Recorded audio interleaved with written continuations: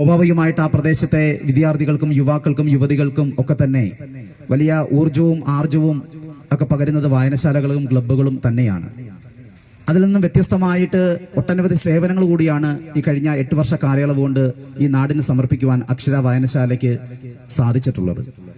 നേരത്തെ സൂചിപ്പിച്ച പോലെ കോവിഡിന്റെ ഘട്ടത്തിൽ പോലും ആംബുലൻസ് സൗകര്യങ്ങളടക്കം PP കിറ്റുകൾ അടക്കം അതുപോലെ എല്ലാവരെയും ചേർത്ത് പിടിച്ചുകൊണ്ട് ഒട്ടനവധി സേവനങ്ങളാണ് കഴിഞ്ഞ 8 വർഷ കാലയളവ് കൊണ്ട് ഈ നാടിന് അക്ഷര വായനശാലയ്ക്ക് സമർപ്പിക്കുവാൻ സാധിച്ചിട്ടുള്ളത്.